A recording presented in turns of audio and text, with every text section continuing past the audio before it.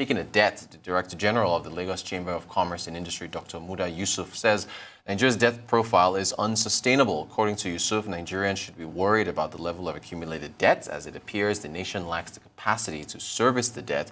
He emphasized the need to cut the cost of governance, which keeps increasing despite the drop in revenue generation. He also said there's a need to deal with issues of cost of governance. Joining us now to discuss further is Benedict Iwuchukwu, an investment analyst at Insecurity. Benedict, you're very welcome. Nice to be here. Great to have you. Great to have you. So, to start with debt sustainability, what is the picture? Should Nigerians be worried, as Dr. Muda Yusuf has said? Okay, in order to understand how alarming our debt profile is, we actually have to take a look at what it currently is. So as at the end of 2020, we noticed that Nigeria's debt profile closed at 32.9 trillion naira, and this was an increase of about 20.7% from what we saw in 2019. And if you take a look at a 5-year period, we found out that it actually increased by 161.1% from about 12.7, I believe, in 2015. Now, this is quite alarming because over the years, we've seen that our revenue keeps declining while our debts keeps rising, and it's actually a cause of worry. And if you take a look at what we use to measure or keep track of this, for example, our debt servicing to revenue ratio, you find that as at the end of 2020, it was over about 80%, and that what this is just saying is for every 1 naira the government makes, it actually spends 80 naira to service the revenue, which means it leaves little or nothing for servicing other non-debt recurrent expenditure, as well as our capital expenditure, which is required to actually raise the economy as a whole. So what we are seeing here is that it's actually at an alarming rate, and we believe that the government should. So normally, if you take a look at borrowing itself, it's not actually a bad thing, but where you channel that fund is actually important, and we believe that the government should actually channel it to various other means where it can actually put the funding into good use. For example, if you put it into some productive sectors, we can actually find a way to service and pay off our debt over the long term.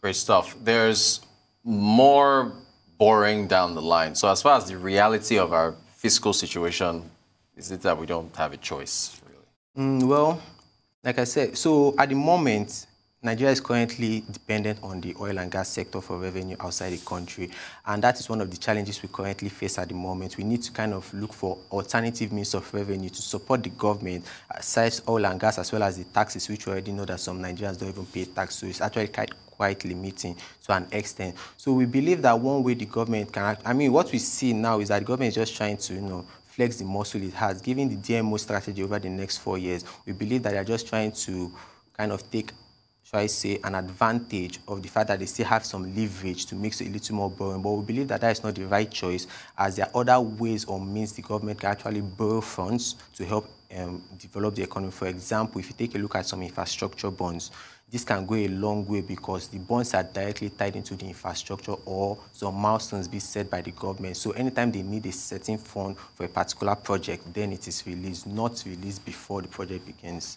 Makes sense. Makes sense. Good solution there. Let's move to real estate. What do you make of the rising, I guess, bad loans in the real estate sector? Okay, so as at the end of 2020, we saw the real estate, like you mentioned, go up to about 226 billion naira at the end of 2020. And what we noticed that in the real estate sector itself, this was an increase of about 12.9% from 2019. And for the construction industry, we saw an increase of about 97% to close around 170 billion, which is quite large. And it is actually quite understandable if you take a look at the economic condition we were in 2020. So if you take a look at the real estate itself and marginalize it from every other circumstances, it is quite alarming. But if you take a look at the situation it fell under, it is understandable because it was not just only the real estate that was impacted by the COVID pandemic. It was actually every other thing except for a couple of them, like the ICT, which we saw marginal gains in it. So what we noticed is that if you take a look at the real estate was actually high, but we believe that it was just as a result of the COVID period, as well as the accompanying inflation and the devaluation of naira, which saw a rise in cost of building materials. So what kind of support, what's the wish list for real estate as far as support is concerned? What do they need? Okay, so we believe that one thing that the government can actually do for the sector is help cut down the cost of building materials by offering industrial and tax incentive that will help encourage investors to move into the sector and support it over the long period, medium to long term. Real estate, does it have potential as a job creator? What do you think?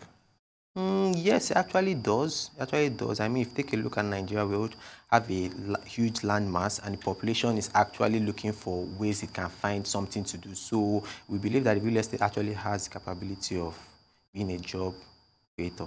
Great stuff. Let's move to aviation. What do you make of, I guess, the reports that some investors are looking to the skies because of the road insecurity? Actually, it is quite funny what the report says, but in as much as it has its funny elements, there's actually a level of seriousness if you take a look at it, and that has to do with the insecurity challenges in Nigeria. It is actually difficult nowadays for someone to just travel from one state to the other, even if it's just a 45-minute journey, because of the high rate of insecurity. And then what we are seeing some investors looking forward to do is to enter into the aviation industry, and not just to enter in the sense of an investment, but to open an airline operation, which in itself, to an extent, has its pros and cons. But I would say we believe that it has more cons than pros, because, I mean, at the moment, according to the Nigerian civil aviation industry, there are over 23 airlines. Out of those 23 airlines, I only know about 5. Right. I don't know where the other airlines are. So how many do I even make use of? Out of those 5, probably only 2, because those are the ones that are more trusted and more familiar with the general public. So in this situation, we believe that starting up an operation in itself is not really the right move, because, I mean, in order to even open it first, there's a 5-stage process you need to go to. And historical, shall I say, data has shown that after they start the first stage, some aviation companies actually come back 1 or 2 years later to come and continue, which means there's usually some little bit of difficulties involved in it. So we don't think that it's actually a right move in order to kind of tackle the insecurity challenges, but we should look for other means where we can take it down. All right, can you speak to, I guess, about a minute or so, the insecurity and the investment climate, the impact?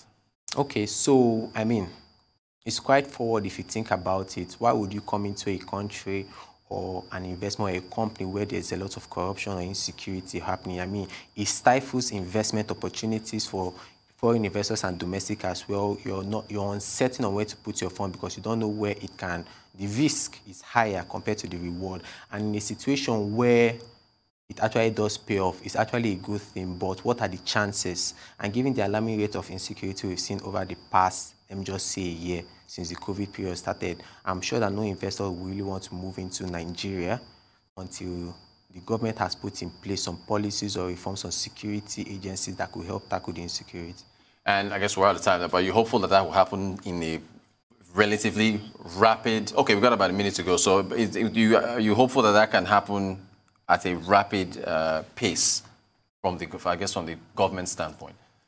At this point, I don't see that being likely, because it's one thing. If you take a look at history, history is actually a good teacher, let me put it like that. And history has taught us that the government has not really put much attention into the security challenges we've had, because this did not just start in 2020. This has been going way back, 2010 all the way. So if we had seen something back then, it would be possible for us to foretell what the government is able to do. But because we've not seen that yet, it's actually quite difficult to tell how the government is coming to solve the insecurity challenges within the country.